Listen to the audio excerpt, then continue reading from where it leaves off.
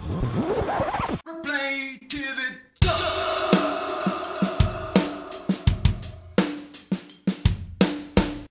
How's your stomach?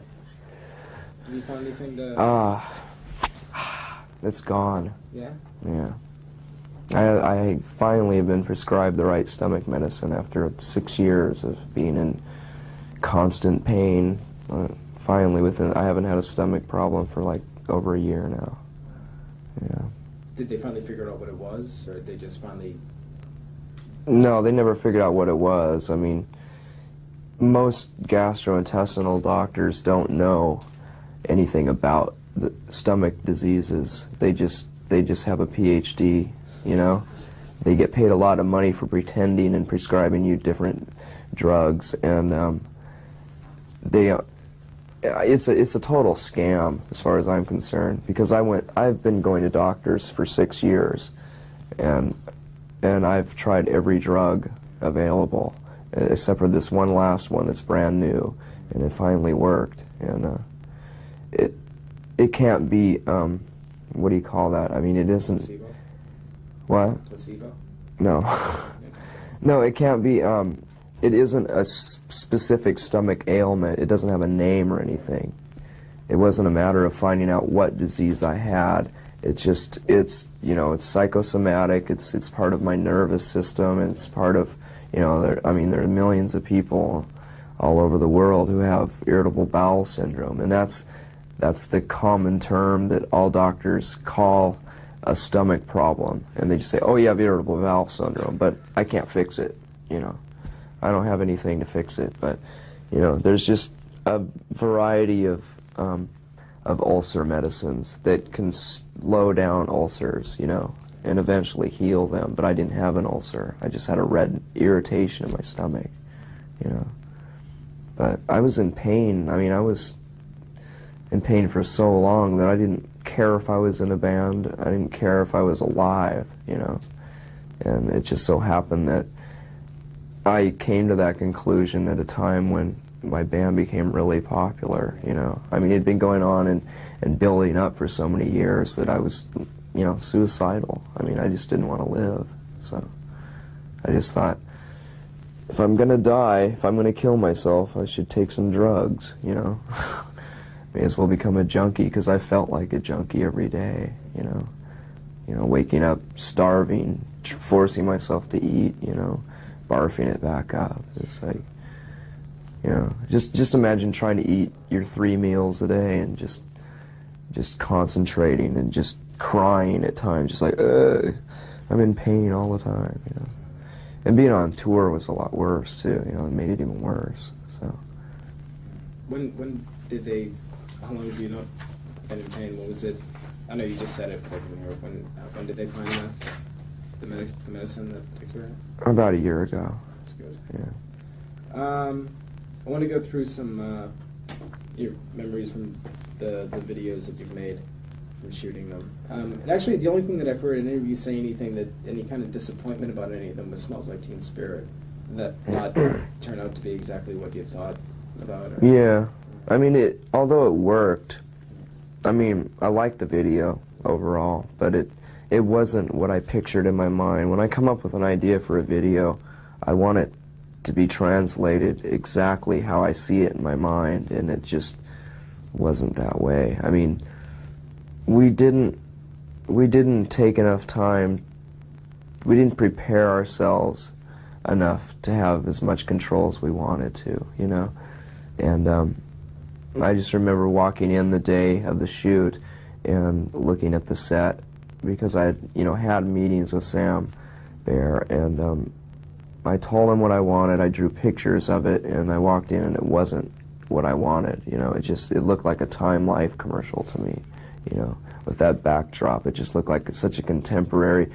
Those kind of commercials where people are sitting there, trying to sell aspirin or something, or an AT&T commercial. That's what it looked like to me. It looked too contemporary, but still, the kids made the video, and I had to even after Sam had edited it, he edited it and sent it to me, and I didn't like it, and I flew down at the last minute to LA and and edited it myself. I threw in a few extra things, which pretty much saved it, because I don't want to toot my own horn, but I mean, there was a lot of really good footage that wasn't used, and if a lot of that wasn't used, it would have been a really bad video.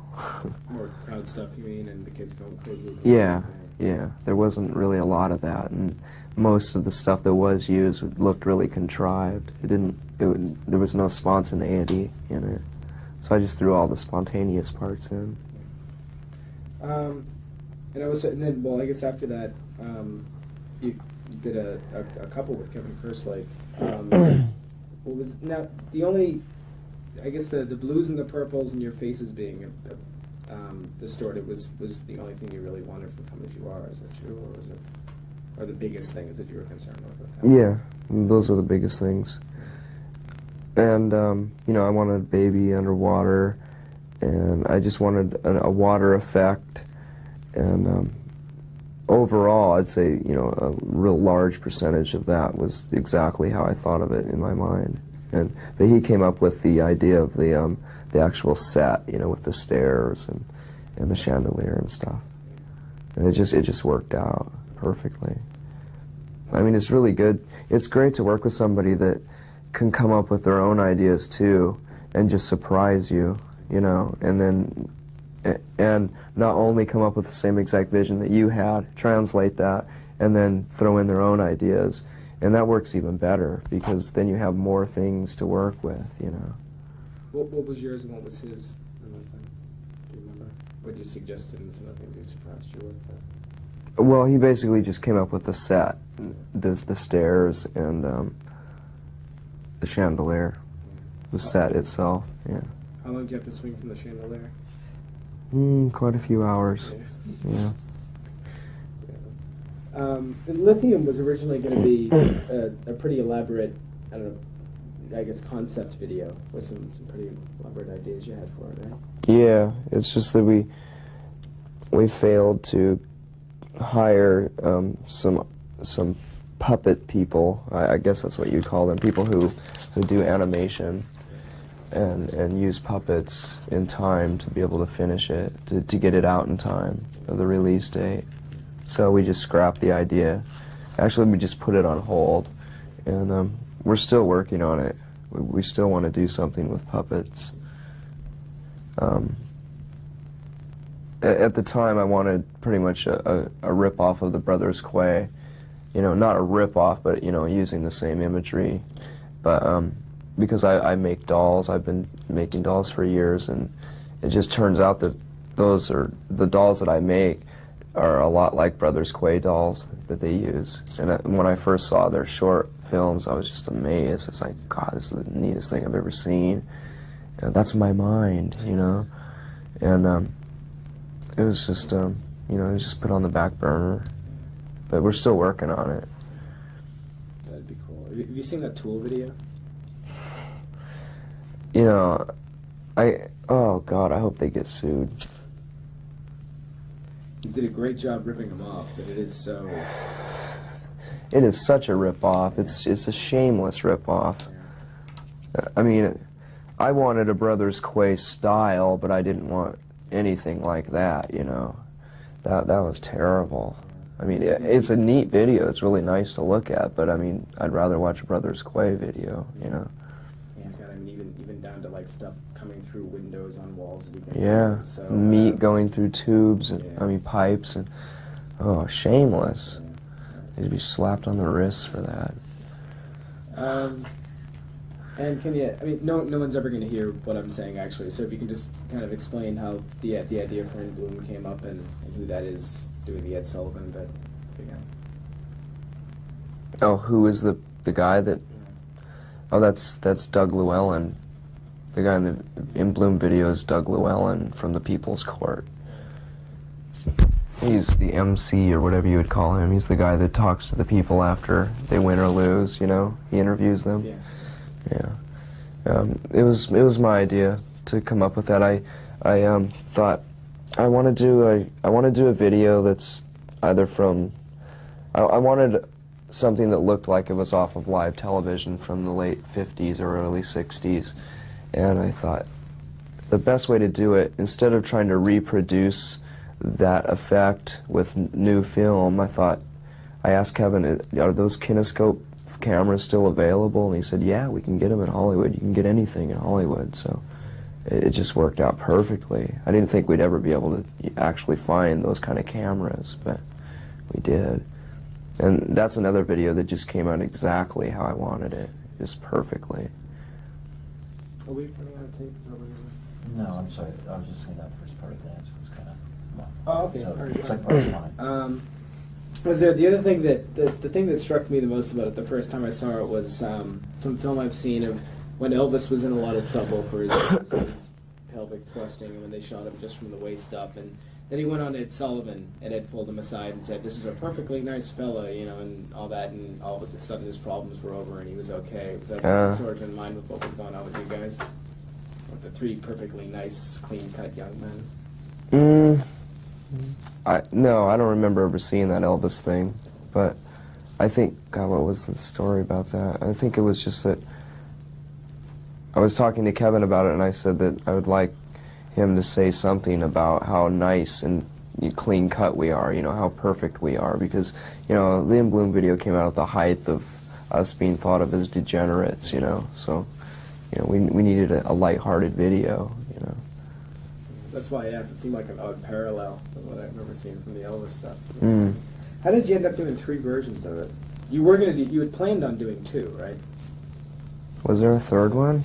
Well, I mean, maybe that's just something I know because I know there was one there. But there's one that's all dresses. There's one that's all in the suits and stuff, and then there's the one that's the mix that I guess got played the most. I don't know anything about the one that was just all suits. I think Kevin wanted to do one with just suits, but I've never seen that one. I don't know if he actually made one or not. I don't know. Because all I know about is the one with the dresses and the one with both of them. They probably never aired anything. Mm. Now, was Sliver supposed to? I know that was done in your garage or something. Yeah. Your basement. Yeah. Mm-hmm. Was that? I don't know. Maybe I'm high thinking this, but I thought I heard someplace that was supposed to replicate an old rehearsal space here or something, or. No, it turned out that it looks a lot like my old apartment in Olympia because I used I had moved all my stuff. I had my entire apartment, all the stuff from my apartment from Olympia, stored in a storage space for the last 2 years, and I brought it up to the house when we moved into Seattle last year, and I had all this stuff in the basement, and so I set everything up exactly how I had it in my apartment in Olympia. It's just weird deja vu to see that. How did Frances Bean survive that? Was she kind of?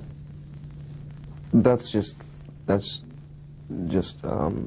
trickery. That's just she wasn't right in the middle of us dancing around and throwing things. You know, we shot us dancing around and then we put her down and then like just drop paper around her, you know, and then edited it together to make it look like she was like at our feet. It just seemed like an obvious thing to do since she was there in the house and stuff. Or was Yeah, she was there. I was babysitting.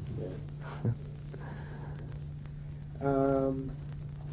So, when you went to do Heart Shaped Box, did you plan on doing that with Kevin, or did you decide you wanted to go with someone else from the beginning?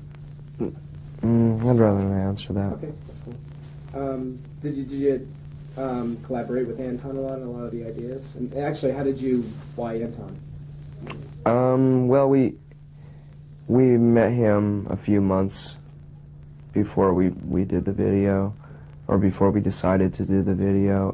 He did a photo shoot for us, and he was just such a nice guy. And then I think it was a New Order video, and I wanted to work with somebody that was a photographer or an artist this time. I just wanted to make sure that the visuals are going to be really stark and vivid, you know? So that's why we chose him. I met him for like 2 minutes once. Yeah, he's great. He's a really great guy. Whose idea were the hanging fetuses and the Oregon woman and Santa on the cross and all that stuff? All of it was my idea, except for the large woman. You know, that was Anton's idea. And that was just another thing that he just threw in. You know, we didn't even talk about that. It was just, he just happened to film her one day when we weren't there, and it was incredible. I mean, it turned out so great. Like I was saying before, it's really great to work with somebody who has their own ideas, you know, because and not only can you translate exactly, I mean, that video has come closer to what I've seen in my mind, what I've envisioned, you know, than any other video. I didn't think it would ever be possible to come that close, you know. It was just perfect. I think I've drained myself on video ideas. I don't even want to try to reproduce something like that again. Is it a lot of work for you? A lot of work, yeah. Oh, definitely. It's mind-boggling. It's just, I don't know, it's a really detailed medium. It's just, there's so much to it, you know, and it's so fragile. You know, you could really screw it up. Now, you're not going to make a video for All Apologies. You're just going to put the unplugged. I just haven't bothered to come up with any ideas lately. I've been on tour, and I haven't been thinking of anything other than just concentrating on touring. I just don't want to bother with it right now. I don't really see the need to put out more than 1 or 2 videos for each record anymore. It's basically a waste of money because everyone knows we have a record out, you know. And if we're going to sell some more records based on the next video, then those aren't people who want to listen to our album anyhow. They bought it because of that video or that song, you know. And, you know, I just want to sell albums to people who really like us and who already know about us and already like us, you know. So, I don't see any reason for it. I actually don't want to do any more videos, but I've got a few ideas for Rate Me, and we want to release it as a single, so we might do something with that. Do you want to talk about that at all, or do you want to save that for? We'll save it. Was All Apologies going to be the next single anyway? Because that, I mean, of the unplugged stuff that I've seen, that's one of the ones that I think fits the unplugged format the best. Was that the reason for it, or were you planning on putting it out as a single anyway? No, it was going to be the next single. I don't think it was the best performance off the unplugged thing. That's just my opinion. I don't think it was that good, really. We've played that song a lot better before, but I see what you mean. It does fit. It could work really well acoustically. So you talked about how you weren't particularly crazy about the way a lot of the production ended up for Nevermind or something. Did that affect the way you put it in utero at all? I think it had a little bit to do with that, yeah. And we just wanted to make sure that it wasn't as commercial or slick sounding. And the main reason is it had nothing to do with wanting to alienate people or, you know, it had nothing to do with that. We just wanted to make sure that we put out a record exactly how we want it. We wanted to put out a record that we would listen to at home, you know? And we don't listen to very, very many bands that are produced the way Nevermind was produced. Although it is raw by comparison, you know, to most other commercial rock records, you know. It's still, we don't listen to that kind of music. So, I mean, I really can't think of any other band besides R.A.M. that has that kind of production that I like, you know, so. Was that way? You know, something actually that surprised me that I didn't know that Chris said earlier is that you actually originally were thinking about Steve Albini for Nevermind. You know? We've been thinking about Steve Albini forever. We've been wanting to have him produce us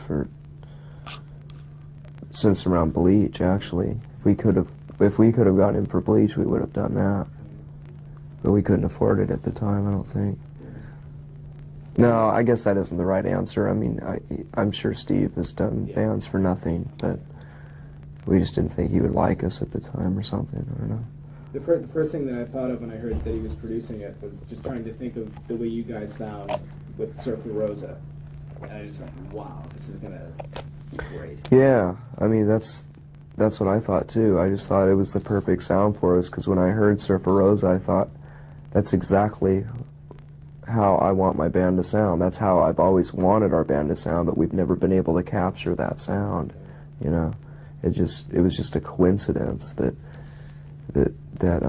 he produces records like that. You know, that's what I've heard in my head for years. You know, that kind of snare drum sound. You know. Why was Scott Litt brought in? It was just the 2 songs, right? All apologies. And Yeah. Well,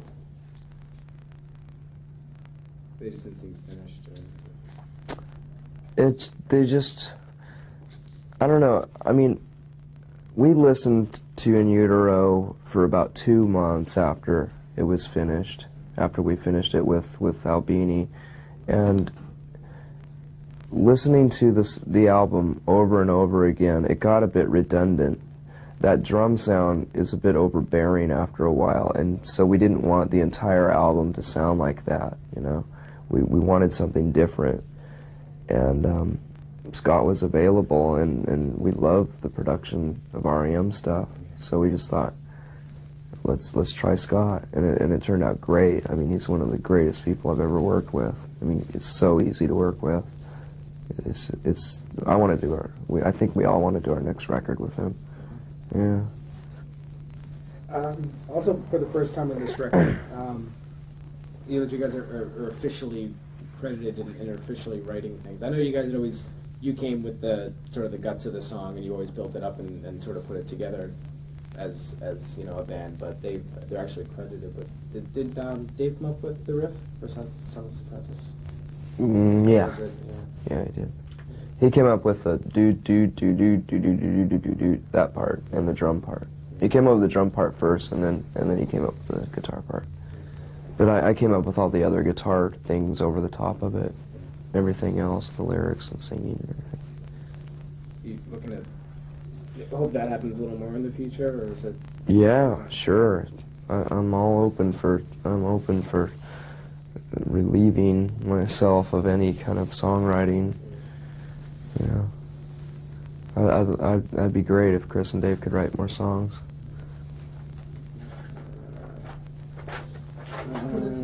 What's that? What kind of time are you looking at? Not too much longer, actually. I don't know.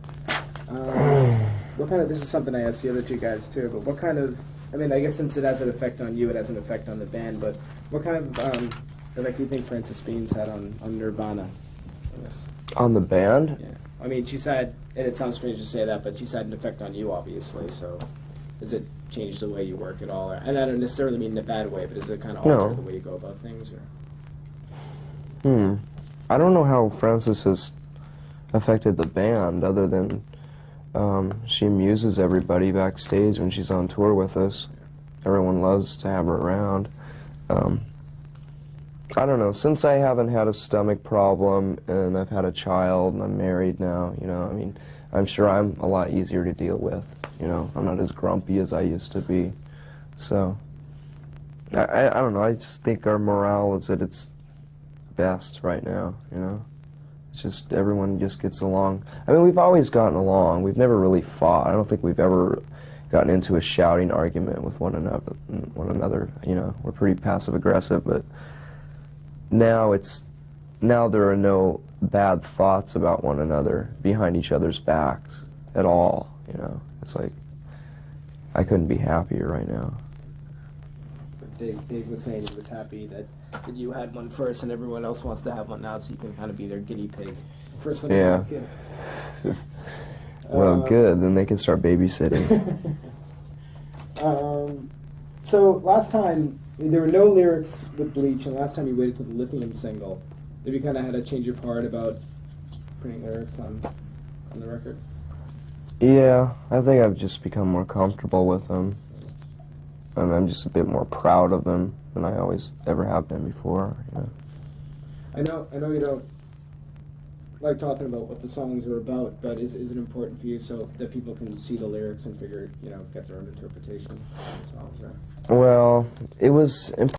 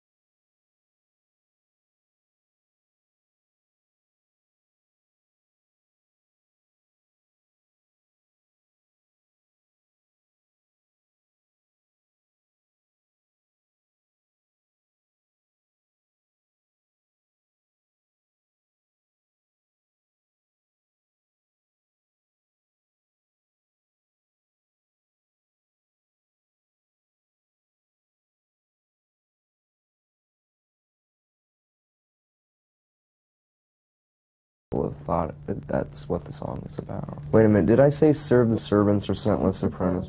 Oh, I meant to say serve the servants. Okay. You want to do that again? Or? Yeah. What was the question again? Well, What did I say? People, I totally went by me too. But people, I guess, interpreting things as being, from your experiences, and I mean, it can't really be unfair with the opening line of the album. Yeah. Well, serve the servants is not about. I mean, the first opening lines that say "teenage angst has paid off well. Now I'm bored and old." That is certainly about, my ideas about grunge rock and what I've experienced in the last few years. But the rest of the song isn't about that at all. It completely changes the subject, Paul Westerberg. Yeah. I don't know if this. Oh, okay. Can we change it? Yeah. Okay. Mark's maybe it's a little more. Paul Westerberg was saying once where. Okay. So tell us about this book. How did you get to know Michael Azerrad and how did you write a book? Oh, he did the Rolling Stone cover story, and we just thought. He said, "Do you want me to write a book?" We said, "Sure, go ahead." You just want to sort of clear the air. Yeah, we wanted to clear the air, basically. I mean, I guess that's what I could say.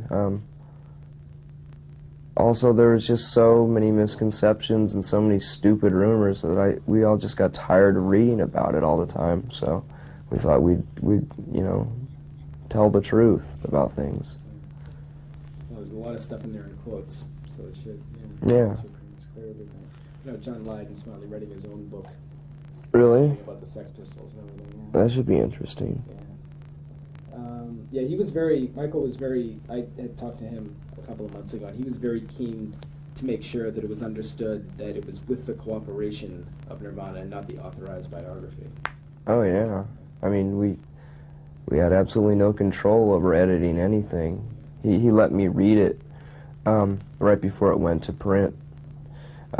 He stood behind me looking over my shoulder as I read it, like at 4 in the morning, till like 7 in the morning. He's like, And by that time I was so delirious I don't even remember what I read. I mean, if there were inaccuracies I wouldn't have been able to tell him at the time anyhow, But that's about as much control as we had over it. When you did the cover story with him, I guess actually nothing to do with the actual interview, but the whole T-shirt thing that went on. Did you ever think they'd actually use that photo? T-shirt thing? The cover of Rolling Stone, with the corporate magazine. Oh, did I think that they would use that photo on the cover? They had no choice because I refused to take my shirt off. Are you finding it easier to play guitar and sing at the same time now that you've got a second guitarist on stage? Yeah, I do. Although I'm still concentrated on playing guitar a lot more than I thought I would. I thought it would relieve me so much that I wouldn't even have to try anymore, and I could screw up notes and it wouldn't matter, but I still hear myself screw up, so I still have to concentrate almost as much as I ever did before, but it still is a relief. I mean, it also just rounds out the sound. I think that's the most important thing. The thing that surprised me about it when I knew you'd had the second guitar player in the first time, I guess it was the Roseland show in New York, the first time I saw you, when Big John was playing, right? It was before Pat. Is that I thought you'd be, just because I was thinking, well, now we can concentrate more on singing, I was thinking you'd be playing the rhythm parts and they'd be playing the leads that you play, but you're still playing the leads. Hey, shut up!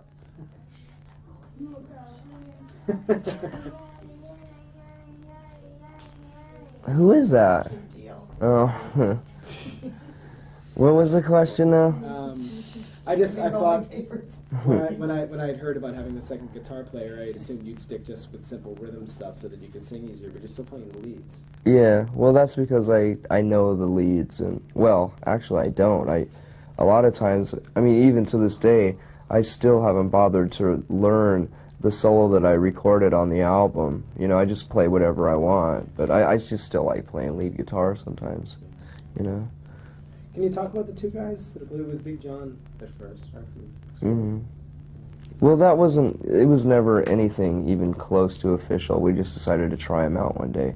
He'd been our guitar tech for quite a few months, and we thought, since we like him, and that's one of the most important things when you get a new band member, you have to like the person first, and then if they play good music, then that's second, you know. But it's just something we've been wanting for a while, you know, and it just didn't work out with John, really. I mean, he tunes guitars too good, so. And, you know, then we found ourselves without a guitar tech, so. So is Pat going to be an official member of Nirvana now then, or is he just going to tour with them? I don't know. We haven't tried to write any songs together yet. I'd like him to be, actually. I mean, he's so much fun to be around. And it's just been so great being on tour with him, you know. I'd like it to be a reality, but who knows? I think that's it. That is it. Thank you. All right, let's hit up the mighty Turn that